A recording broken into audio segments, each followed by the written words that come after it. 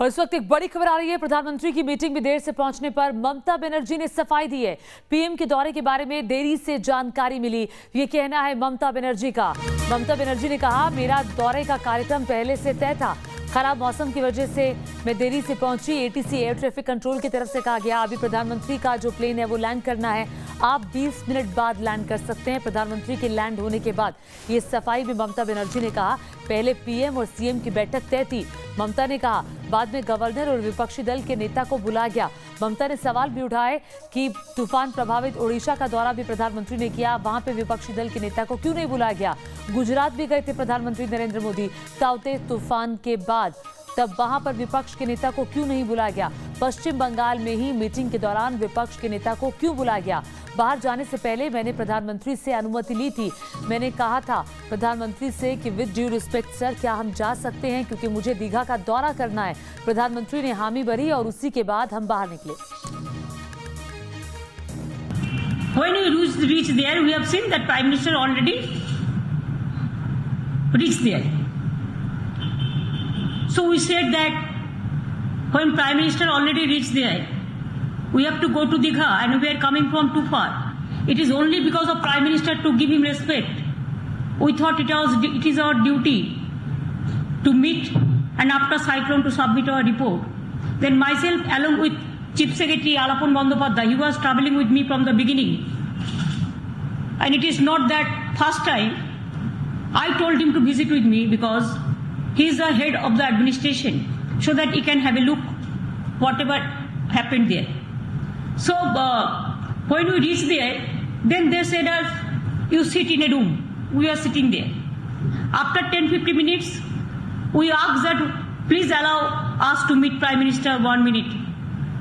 Vivek Shohay, our Chief of Security Director, he asked SPG that please tell Prime Minister, convey this, that CM wants to meet him only 1 minute to hand over the report of the cyclone. She will not disturb.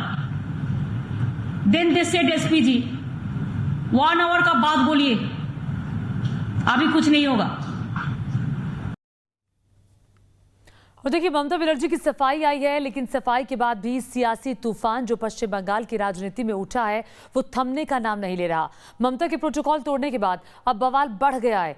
बवाल कैसे बढ़ा है ये आपको बता दें कि बवाल ऐसे बढ़ा है क्योंकि अल्पन उपाध्याय जो कि मुख्य सचिव हैं, उन पर केंद्र और ममता में टकराव बढ़ा है। केंद्र ने पश्चिम बंगाल के मुख्य सचिव को दिल्ली तलब किया है, कहा है कि 31 मई सुबह 10 बजे वो रिपोर्ट करें। ममता के करीबी हैं अल्पन बंदोपाध्याय। अभी जो प्रेस कॉन्फ्रेंस हुई तो ममता ने कहा कि इसमें मुख्य सचिव की कोई भूमिका नहीं है, मुख्य सचिव मेरे साथ जा रहे थे, मुख्य सचिव स्टेट के काम करने के लिए होता है। और उन्होंने कहा कि अल्पन बंदोपाध्याय का एक्सटेंशन हुआ है 3 महीने के लिए, फिर क्यों किया गया था। आइए आपको बताते हैं कि पूरा मामला क्या था, ये विवाद आखिर कहां से शुरू हुआ। केंद्र और ममता बनर्जी में थम नहीं रही तनातनी। समीक्षा बैठक में देर से पहुंचने का मामला गरमाया। पीएम को इंतजार कराने वाले अफसर पर एक्शन। पश्चिम बंगाल में चुनाव के वक्त से ही शुरू हुई केंद्र और मुख्यमंत्री ममता बनर्जी की तनातनी अब तक जारी है। शुक्रवार को यास तूफान से हुए नुकसान का जायजा लेने प्रधानमंत्री नरेंद्र मोदी पश्चिम बंगाल पहुंचे, तो ममता उनकी रिव्यू मीटिंग में समय से नहीं पहुंची। पश्चिम बंगाल से लेकर देश की राजधानी दिल्ली तक इस तस्वीर पर घमासान मचा है, जिसमें प्रधानमंत्री नरेंद्र मोदी यास तूफान से मची तबाही पर रिव्यू मीटिंग कर रहे हैं। इस मीटिंग में राज्यपाल जगदीश धनखड़ और विपक्ष के नेता शुभेंदु अधिकारी मौजूद हैं। वहीं दूसरी तरफ की बात करें तो पश्चिम बंगाल की मुख्यमंत्री ममता बनर्जी और सूबे के चीफ सेक्रेटरी की कुर्सी खाली है। सूत्रों के मुताबिक ममता बनर्जी इस बैठक में आधे घंटे की देरी से पहुंची। उनके साथ ही चीफ सेक्रेटरी अलापान बांद्योपाध्याय भी बैठक में 30 मिनट की देरी से पहुंचे। यानी दोनों ने प्रोटोकॉल तोड़ते हुए प्रधानमंत्री को आधे घंटे इंतजार कराया। उसके बाद केंद्र सरकार ने पीएम को इंतजार कराने वाले पश्चिम बंगाल के चीफ सेक्रेटरी अलापन बंद्योपाध्याय को वापस बुलाने के आदेश जारी कर दिए।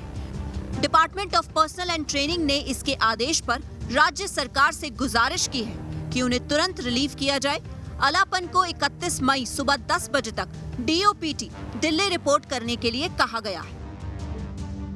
प्रधानमंत्री के रिव्यू मीटिंग में ममता बनर्जी का ना होना और उसके बाद देर शाम को शुक्रवार को केंद्र सरकार की तरफ से राज्य को चिट्ठी लिखकर मुख्य सचिव आलापन बंदोपाध्याय को नॉर्थ ब्लॉक में 31 मई सुबह 10 बजे रिपोर्ट करने के लिए कहा गया। इसको लेकर पश्चिम बंगाल की राजनीति एक बार फिर गहमा गई है।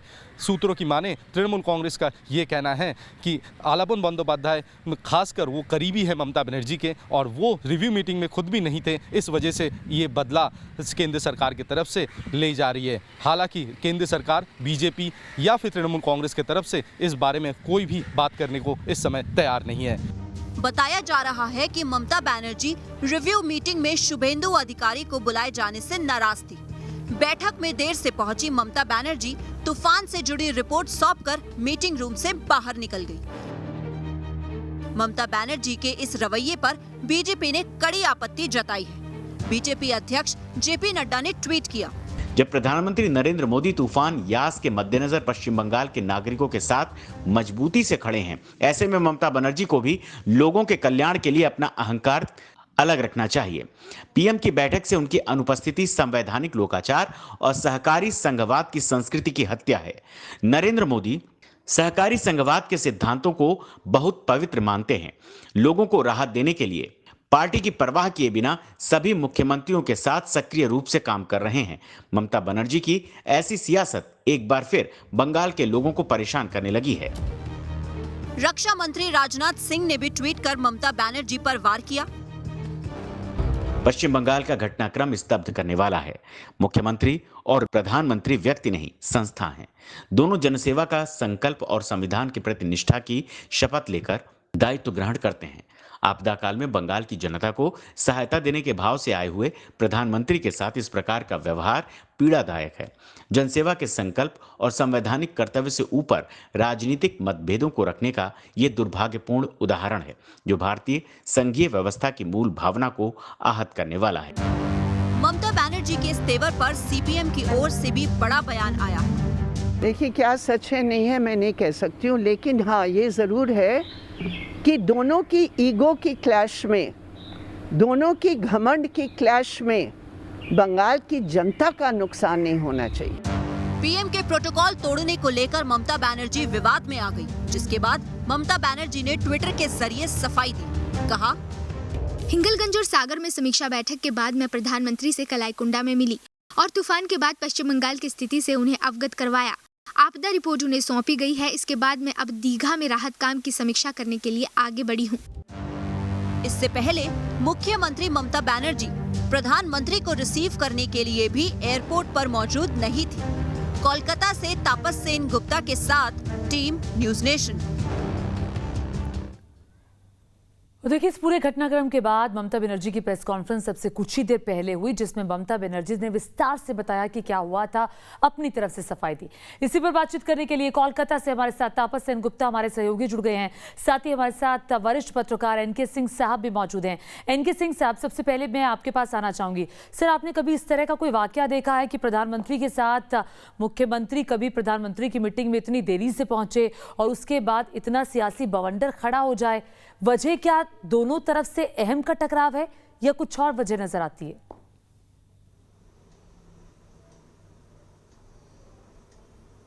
ज्योति, बड़ा अच्छा सवाल है कि क्या ये अहम का टकराव है, और आपने अभी वृंदा करात का दिखाया स्टेटमेंट। दरअसल दोनों तरफ से अहम का ही टकराव है। और प्रधानमंत्री अगर आते हैं और आप नहीं जाती हैं तो इसमें सीधी सी बात है कि उसके बाद जाती हैं तो 2 मिनट ही रुकती हैं, आधा घंटा लेट से जाती हैं। ये सब वो सटल मैसेजेस हैं कि हमारे आपके संबंध अच्छे नहीं हैं। कॉन्स्टिट्यूशन बनाने वालों ने ये कभी तसव्वुर नहीं किया था कि दोनों के बीच में इतनी नाइतफाकी होगी, इतनी नाराजगी होगी। ममता बनर्जी ने आज जो डिफेंस अपना लिया है वो भी अनटेनेबल है कि हम इस वजह से वो वजह से मौसम खराब था। इन सब बातों का कोई मतलब नहीं होता है। नियम तो ये है कि आप अपने सारे शेड्यूल रोक के पहले प्राइम मिनिस्टर जा रहे हैं तो उसको देखें, क्योंकि अगर यही करना था, आपको हवाई सर्वे करना था, तो आप 4 घंटे पहले, 1 दिन पहले, 2 दिन पहले कर सकती है। पीएम का शेड्यूल हम लोग 3 दिन से मालूम है हम लोगों को कि पीएम वहां जा रहे हैं, तो हमको भी मालूम होगा। लिहाजा ये बिटरनेस बहुत जबरदस्त हो गई है। और 70 साल के हमने जो वो है, हमारा 42 साल का जर्नलिस्टिक करियर है, मुझे याद नहीं आता है कि इस तरह का इतना बिटर कभी PM CM confrontation Modi ji भी करते थे। ऐसा नहीं कि मोदी जी नहीं करते थे, और जबरदस्त करते थे। यहां तक कि मनमोहन सिंह बगल से गुजरते थे तो मोदी दूसरी तरफ मुंह कर लेते थे जब एनआईसी की मीटिंग होती थी, नेशनल इंटीग्रेशन काउंसिल की मीटिंग होती थी। लेकिन वहां पहुंचते जरूर थे और वहां पे सेंट्रल गवर्नमेंट की धज्जी उड़ा देते थे, उसके सारे डिटेल देके। तो लिहाजा आप कम से कम पहुंचे, डिमांड करें अपनी, और डिमांड करके प्राइम मिनिस्टर को एक्सपोज करें कि साहब देखिए हम जनता के लिए इतनी डिमांड कर रहे थे, इन्होंने मुझे इतना भी नहीं दिया। ठीक है, ये तो एक पॉलिटिकल प्रोसेस था, लेकिन आप बोलेंगे नहीं, जाएंगे नहीं। मुझे वो जो विपक्ष के नेता पहुंचे थे मीटिंग में, उसको लेकर भी एनके सिंह साहब मैं आपसे सवाल पूछूंगी, जो सवाल ममता बनर्जी ने उठाया। मैं तापस सेन गुप्ता के पास चलती हूँ जो कि कोलकाता में इस वक्त मौजूद हैं। तापस, अब ममता बनर्जी की सफाई के बाद मामला यहां आकर अटक गया है कि अल्पन बंदोपाध्याय को क्या ममता बनर्जी की सरकार रिलीज करेंगी? उन्हें बुलाया गया है दिल्ली, तलब किया गया है कि 31 तारीख को 10 बजे आपको आना है। तो ऐसे में अब यहां पर टकराव की स्थिति जो सीधे तौर पर ममता बनर्जी की प्रेस कॉन्फ्रेंस में दिखाई दी। जी देखिए, अभी भी साफ नहीं है कि ममता बनर्जी का सरकार क्या अल्पन बंदोपाध्याय को रिलीज़ करेगी या नहीं। लेकिन सूत्रों के हवाले से खबर कि आज राज्य सरकार की तरफ से एक चिट्ठी जा सकती है केंद्र सरकार के पास या डीओपीटी के पास, उन्हें आग्रह करने के लिए कि अल्पन बंदोपाध्याय को इस समय रिलीज़ नहीं किया जा सकता, उन्हें सेंटर के साथ इस समय अटैच करना ठीक नहीं होगा। और मुख्यमंत्री ने अपने प्रेस कॉन्फ्रेंस के एकदम अंतिम पड़ाव पर उन्होंने साफ कर दिया था कि उन्होंने आग्रह किया था कि हम रिक्वेस्ट करना चाहेंगे केंद्र सरकार को कि अल्पन बंदोपाध्याय को इस समय अटैच ना करे। तो इसी के तहत सुबह से हम ये अटकलें लगाई जा रही है कि एक चिट्ठी बाकायदा राज्य सरकार की ओर से लिखी जाएगी होम मिनिस्ट्री को, और उनसे ये आग्रह की जाएगी कि अल्पन बंदोपाध्याय को इस समय रिलीज़ करना मुमकिन नहीं है। लेकिन क्या 31 मई सुबह 10 बजे अल्पन बंदोपाध्याय दिल्ली में होंगे? क्योंकि समय बहुत कम है, कल रविवार है और परसों सुबह 10 बजे तक उन्हें रिपोर्ट करना है। अगर आप रूल देखें तो बेशक अल्पन बंदोपाध्याय का IAS अफसर है, उनका वो सेंट्रल काडर के आते हैं, लेकिन बंगाल में वो डिप्यूटेड है और बंगाल सरकार के अंडर में वो डिप्यूटेड है। तमाम ऐसे घटनाएं पहले भी हो चुकी है। राजीव कुमार के समय भी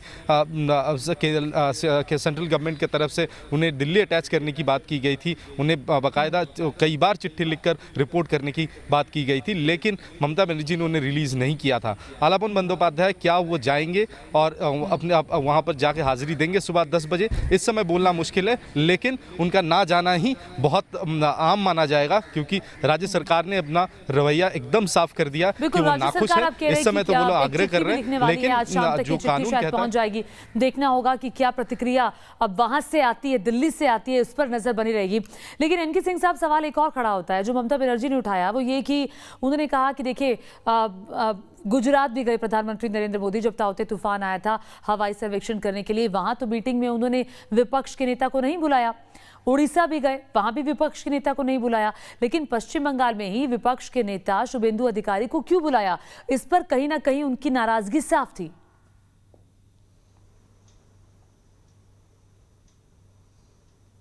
ज्योति, आपका सवाल बड़ा वैलिड है कि प्रधानमंत्री का जहां इतना गरिमामय पोस्ट है, और हम सब जानते हैं कि प्रधानमंत्री की गरिमा को बनाए रखना चाहिए, हर चीफ मिनिस्टर का कर्तव्य है। वहीं पे अगर प्रधानमंत्री इस तरह की अपना कंडक्ट रखेगा कि आप शिवेंदु उपाध्याय को बुला लेंगे, वो मीटिंग बिल्कुल उसके लिए नहीं थी। वो ऑफिशियल मीटिंग थी जिसमें ऑफिसर्स डिटेल देते। जैसे ही कोई पॉलिटिशियन वहां बैठेगा, भले ही वो लीडर ऑफ ओपोजिशन हो, उसी समय वो ऑफिसर्स अपनी कोई भी वो देने के लिए, इंफॉर्मेशन देने के लिए स्वतंत्र नहीं है।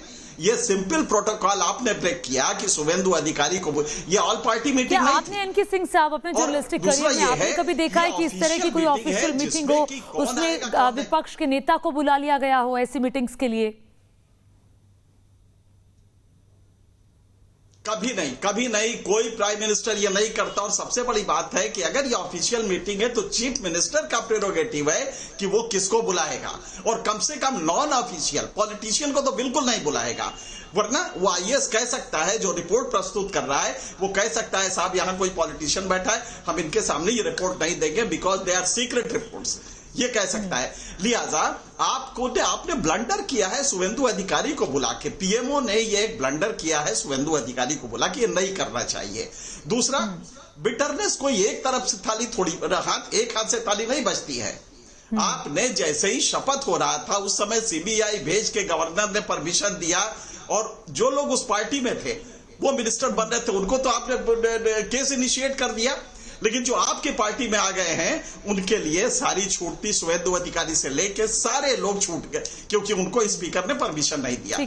जब इतना बिटरनेस आप करेंगे तो मुझे लगता है कि एक बड़ा इसका एक मुहावरा है कि the significant problems that we face can not be solve at the same level of thinking. अगर आप इन समस्याओं को ममता बनर्जी और मोदी का दिमाग अगर एक स्तर पे चलने लगेगा कि एक काउंटर तुमने किया तो ये काउंटर मैंने किया, अगर आप चीफ सेक्रेटरी को बुलाएंगे लहले पे दहले वाली बात ही चल रही है, जैसा इधर से आ रहा है ममता बनर्जी भी वैसा कर रही है, प्रोटोकॉल को तोड़ रही है। एनजी सिंह साहब, वक्त की बेहद कमी, बहुत बहुत शुक्रिया, बहुत बहुत शुक्रिया न्यूज नेशन के साथ जुड़ने के लिए। तापस सेन गुप्ता, आपका भी बहुत बहुत शुक्रिया। इसी के साथ हम यहाँ रुक रहे हैं बस कुछ ही देर के लिए। आपको ही मजा आएगा, देखते रहिए न्यूज नेशन।